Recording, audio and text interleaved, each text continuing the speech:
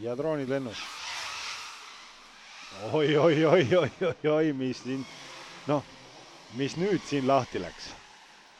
Väga tõsine lend.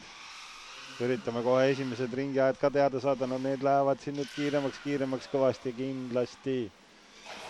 Oba, keegi maas. Quicksilver esimesena sees 23,564, Karma teisena 25,615, GTI ehitaja ei ole veel tulnud oma esimesed ringilt.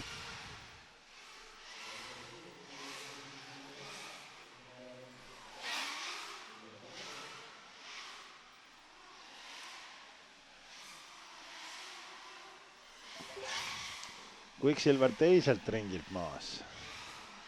22,9 sekundit ringi aeg, Karma 26,504 temale vastu.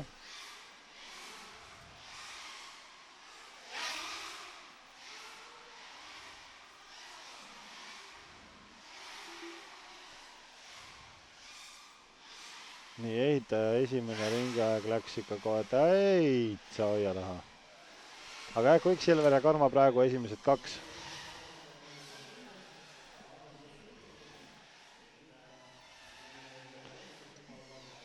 Quicksilver, Karma mõlemad kolmandal ringil.